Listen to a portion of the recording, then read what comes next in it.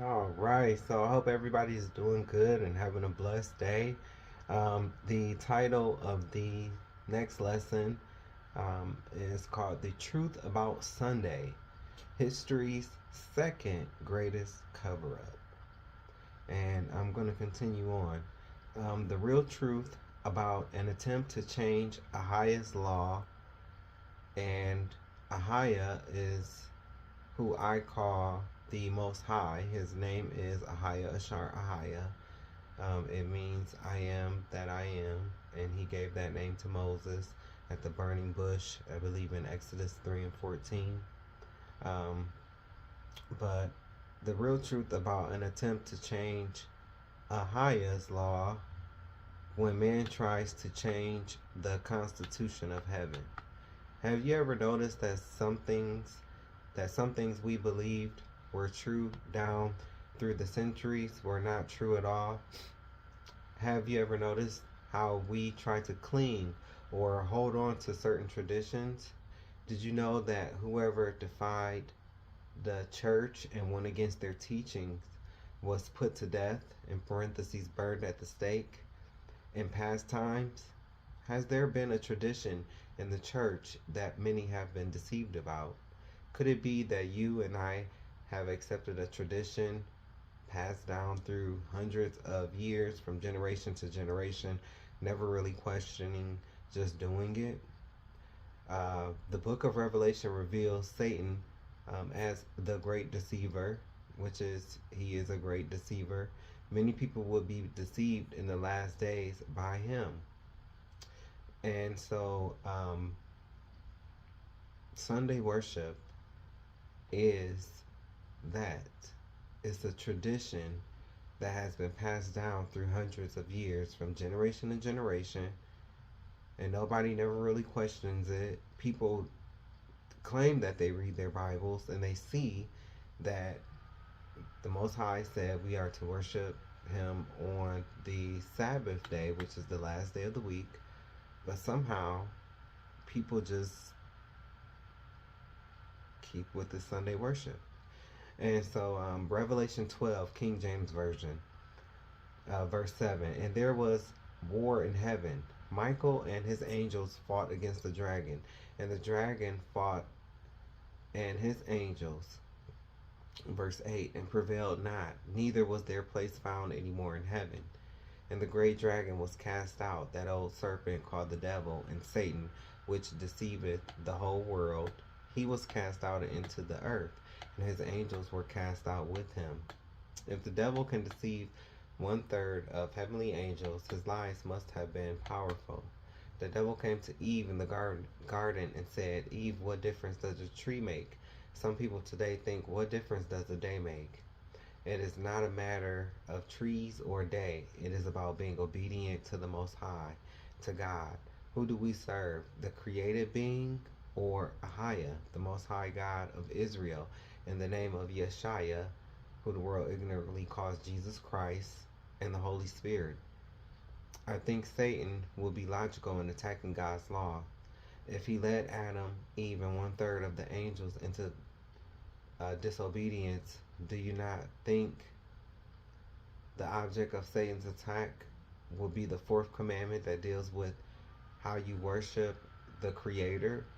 Isn't it logical that Satan would attack the Creator by challenging the symbol of creation? The Most High gave the Sabbath as a sign of redemptive authority and true worship.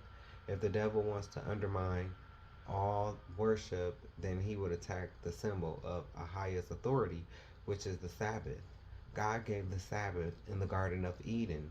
Yeshua wrote the law on stone tablets, and when he came to earth, he even kept the Sabbath. The Sabbath will be kept in heaven. The devil hates this sign. The Sabbath is at the heart of this controversy over worship, and that is true. Sunday worship, like I said, it's like something has this clause in people, like it's just they don't want to let it go. Anyway, Revelation 14, King James Version, verse 7. saying with a loud voice, "Fear God and give glory to him, for the hour of his judgment is come. And worship him that made heaven and earth and the sea and the fountains of waters. Worship him that made heaven and earth. Worship the Creator." True worship, which is an appeal for all humanity to worship the Creator. Verse 9. And the third angel followed them, saying with a loud voice, "If any man worship the beast and his image, and receive his mark in his forehead or in his hand." Verse 12, skipping down to verse 12. "Here is the patience of the saints. Here are they that keep the commandments of God and the faith of Jesus. Do not worship the beast. Here are they that keep the commandments of God." The whole controversy between Yeshua and Satan is over worship, and its focus is the battle in the universe between good and evil. The battle centers on a highest law.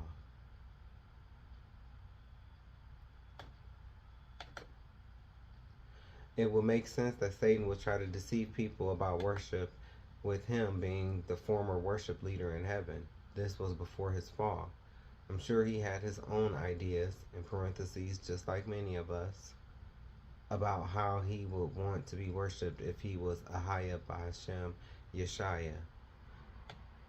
Who changed the Bible Sabbath from Saturday, the Sabbath day, to Sunday, the first day? Ahaya did not. Going into Exodus 20, King James Version. Verse 8, "Remember the Sabbath day to keep it holy." Verse 9, 6 days shalt thou labor and do all thy work. Verse 10, "But the seventh day is the Sabbath of the Lord thy God. In it thou shalt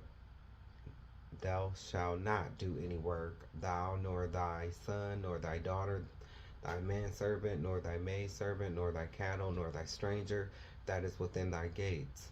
Remember the Sabbath day to keep it holy. 6 days you shall labor and do all your work, but the seventh day is the Sabbath of the Lord your God." Consider the following. If the law God wrote with his own finger on tables of stone was to be changed, nobody but him would be able to change it. This is why he changed the covenant from old to new before Christ died on the cross. There is not one text in the Bible that indicates that God changed the Sabbath. He said, "Remember that day." The seventh day, in parentheses, Sabbath, is the day of the Lord our God, not the day of the Jew. Sabbath is the Lord's day. It must be very important if he said, "Remember it." Malachi 3, King James Version, verse 6. "For I am the Lord, I change not. Therefore ye sons of Jacob are not consumed. For I am the Lord, and I do not change." God did not change the Sabbath. Well, who changed the Sabbath? Yeshua HaMashiach, parentheses, Jesus the Messiah, did not. The Bible states Yeshua custom was every Sabbath he came to worship. Let me have a picture here.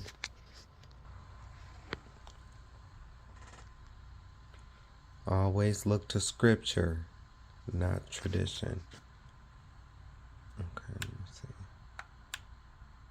Going on. Just letting y'all see before I start reading. Alright. So Luke 4, King James Version, verse 16. "And he came to Nazareth." By the way, Nazareth was considered like a ghetto. It was considered a hood. Nazareth, where he had been brought up. And as his custom was, he went into the synagogue on the Sabbath day and stood up for to read. Yeshua kept the Sabbath. He did not change the Sabbath. If he did, he would have done so before he died on the cross, leaving a different legacy. Excuse me. Hebrews 13, King James Version, verse 8. Jesus Christ, the same yesterday and today and forever. Yeshua is the same yesterday, today, and forever.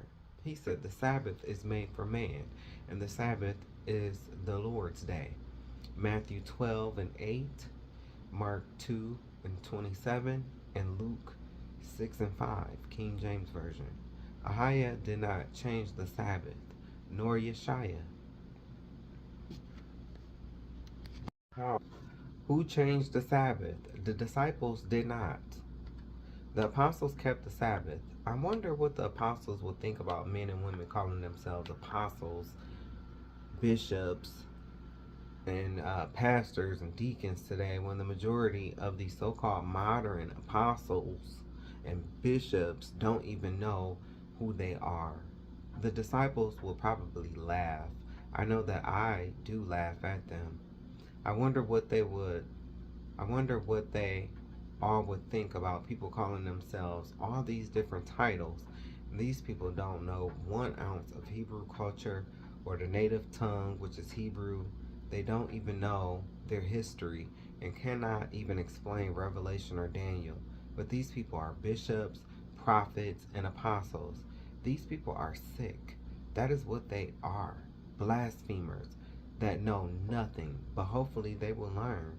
They want the titles, but they want to remain ignorant of the culture that the titles came from.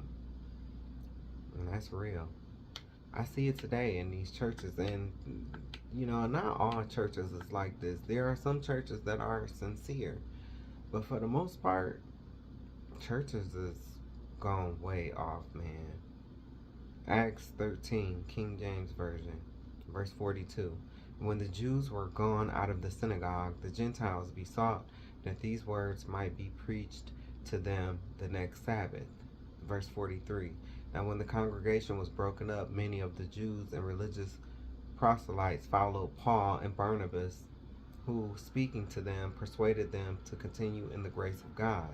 Verse 44. And the next Sabbath day came almost the whole city together to hear the word of God.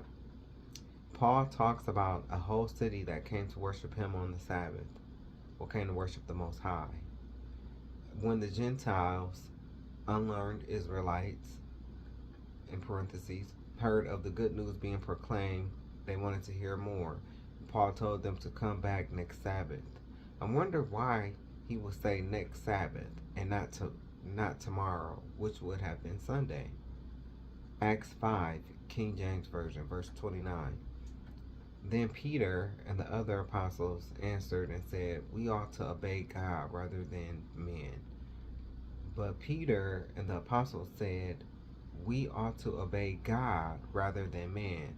The apostles did not change the Sabbath. And if you go through Acts, man, and just reread your Bibles without a Christian or that black church influence. Just go through and read it just like a book. Go through and read Acts. You will see, even after Christ, died on the cross and he resurrected back, to the heaven, you will see that the disciples were still keeping the feasts and holy days. The law was never done away with. We just have time. We have a grace period to learn the law and to learn the righteous acts, that will be held in the kingdom of Christ in his 1,000-year reign. And so, who changed the Sabbath? How was it changed? Fasten your seatbelts. This segment of the book is a journey of discovery, a journey through the Bible. I will use Bible prophecy to show how the Bible predicted that a time of compromise, human religious leaders would compromise the integrity of their faith by changing the Bible Sabbath. Then I will open the history books and we will discover when, where, and exactly how it happened. I will not capitalize any names of people that I think are trash because of their wrong beliefs. I would not capitalize any of their work either. I'm petty. Yes, I'm petty. So the first. Alright, so I'm going to read this, but I'm also going to show you because I want you to see, that I did get this stuff from somewhere. But the first thing is from the Faith of Our Fathers, page 561, Cardinal James Gibbons. James Cardinal Gibbons, one of the most eminent and popular of all Roman Catholic (Synagogue of Satan) scholars. This is what they had to say. End quote. You may read the Bible from Genesis to Revelation, and you will not find a single line authorizing the sanctification of Sunday. The scriptures enforce the religious observance of Saturday. End quote. Even the damn Catholics recognize that if you come straight from the Bible only, without any man-made opinions, then you should worship on Saturday. Taps mic. Hello, is this thing on? Okay. Toronto Daily Star, October 26, 1949. End quote. Reverend Philip Carrington, Anglican Archbishop of Quebec, sent local clergymen into a huddle today by saying outright that there was nothing to support Sunday being kept holy, end quote. That is quite a statement coming from the Archbishop. He really stirred up a lot of people. This newspaper article goes on to state, quote, Carrington definitely told a church meeting in this city of straight-laced Protestantism that tradition, not the Bible, made Sunday the day of worship, end quote. Very true. Protestants means to protest, and they were protesting because of Rome. Ahaya Bahashem Yeshaya, the disciples, or none of the other followers changed the Sabbath. It was the tradition of man that came into the church after the death of the disciples, which brought Sunday keeping into the church. How did this happen? Okay, let's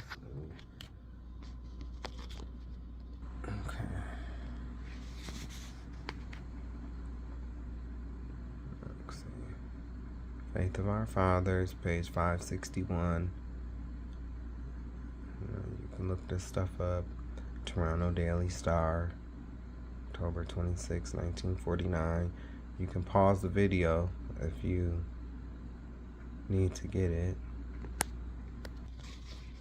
Alright, so who changed the Sabbath? Who changed the Sabbath? The Bible predicted that human religious leaders and political leaders would meet together and that the Sabbath of God's law will be changed.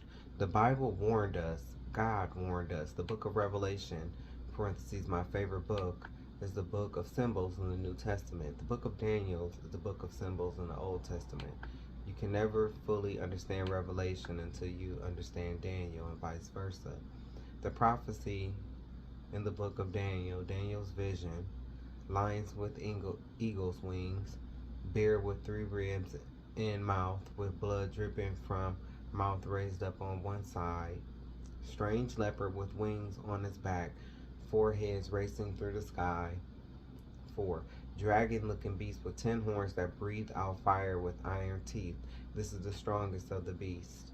Daniel wondered what the meaning of these beasts are, and Ahia sent his angel to explain the meaning of what he had been dreaming about step by step. Now, I just want to say, side note, I have a lesson on this very topic called How the Kingdoms Got Their Beast. So if you want to, check, more than welcome to do so. It's already uploaded.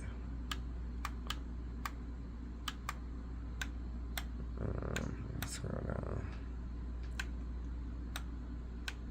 Look at this. Look at this. The Bible commandment says, on the 7th day thou shalt rest. That is Saturday. Nowhere in the Bible is it laid down that worship should begin on Sunday. Philip Carrington, Archbishop of Quebec, Canada, and Toronto Daily Star, October 26, 1949. Is this a receipt? Oh, because I keep receipts. Catholic Church admits Catholic priest T.N. Wright, CSSR, Kansas City, Missouri. It was the Holy Catholic Church that changed the day of rest from Saturday to Sunday, the first day of the week, and it not only compelled all to keep Sunday, but at the Council of Laodicea, AD 364,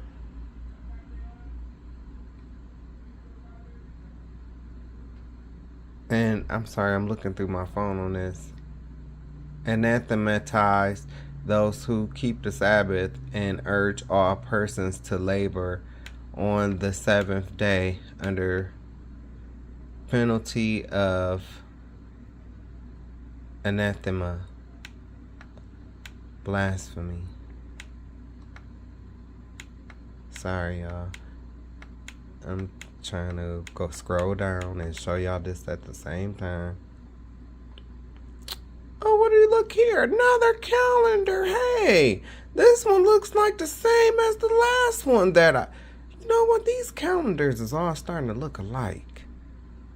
You know, because the first day of the week is say it's Sunday, then go 7 days. So you'll see it's Saturday, the Sabbath day. Remember the Sabbath day to keep it holy, but the seventh day is the Sabbath day of the Lord thy God. In it thou shalt not do any work. For in 6 days the Lord made heaven and earth, the sea, and all that in them is, and rested the seventh day. Wherefore the Lord blessed the Sabbath day and hallowed it. Genesis 20:8-11.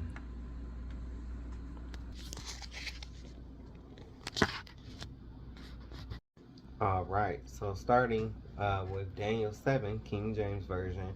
In the first year of Belshazzar, king of Babylon, Daniel had a dream and visions of his head upon his bed.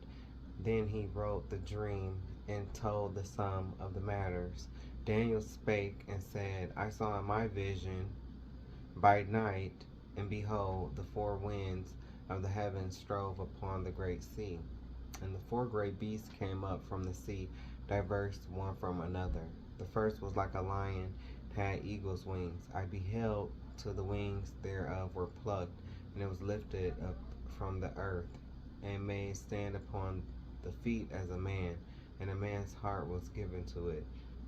Verse 5, and behold another beast, the second like to a bear, and it raised up itself on one side, and it had 3 ribs in the mouth of it between the teeth of it. And they said thus unto it, Arise, devour much flesh.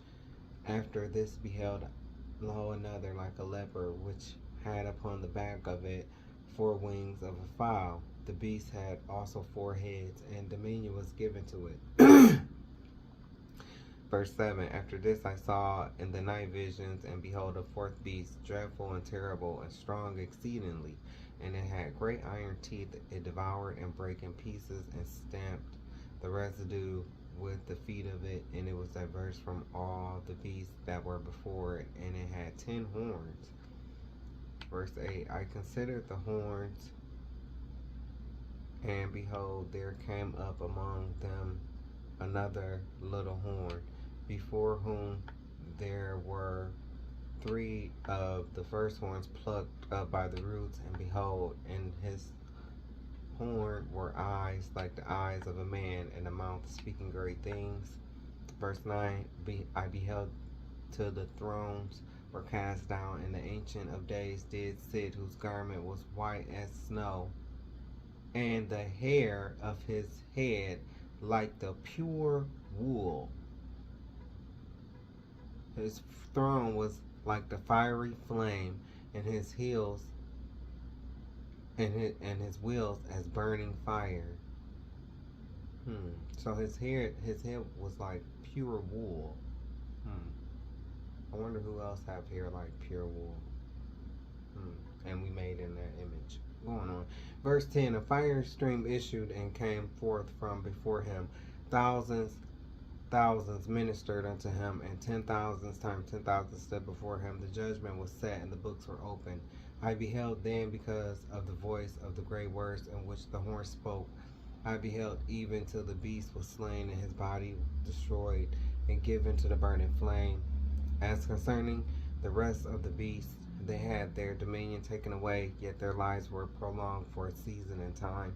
I saw in the night visions, and behold, one like the Son of Man came with the clouds of heaven, and came to the Ancient of Days, and they brought him near before him. And there was given him dominion, glory, and a kingdom, that all people, nations, and languages should serve him. His dominion is an everlasting dominion which shall not pass away, and his kingdom that which shall not be destroyed. Daniel was grieved in my spirit in the midst of my body. I, Daniel, was grieved in my spirit in the midst of my body, and the vision of my head troubled me. I came near unto one of them that stood by, and asked him the truth of all this. So he told me, and made me know the interpretation of the things. These great beasts, which are four, and four kings which shall arise out of the earth. But the saints of the Most High shall take the kingdom, and possess the kingdom forever, even forever and ever. Verse 19.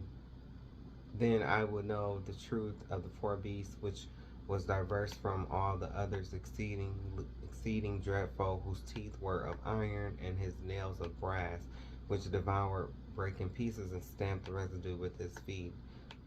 And of the 10 horns that were in his head, and of the other which came up, and before whom 3 fell, even of that horn that had eyes, and a mouth that spake very great things, whose looks was more stout than his fellows, I beheld, and the same horn made war with the saints, and prevailed against them. Verse 22, until the Ancient of Days came, and judgment was given to the saints of the Most High, and the time came that the saints possessed the kingdom. Thus he said, the 4 beasts shall be the 4th kingdom upon earth, which shall be diverse from all kingdoms, and shall devour the whole earth, and shall tread it down, and break it in pieces. And the 10 horns out of this kingdom are 10 kings that shall arise, and another shall arise after them, and he shall be diverse from the first, and he shall subdue 3 kings. And he shall speak great words against the Most High, and shall wear out the saints of the Most High, and think to change times and laws. And they shall be given into his hand until a time and times, and the dividing of times. But the judgment shall sit, and they shall take away his dominion, to consume and to destroy it unto the end. Verse 27, and the kingdom and dominion and the greatness of the kingdom under the whole heaven shall be given to the people of the saints of the Most High, whose kingdom is an everlasting kingdom, and all dominions shall serve him and obey him. Verse 28, hitherto is the end of the matter. As for me, Daniel, my cogitations much troubled me, and my countenance changed in me, but I kept the matter in my heart. Okay, and so Daniel 7:2, King James Version. Daniel's dream. The 4 winds stirring on the great sea. 4 winds equals 4 directions of the compass, north, south, east, and west, equals something universal, equals 4 represents universality, north, south, east, and west. Jeremiah 49, King James Version. For lo,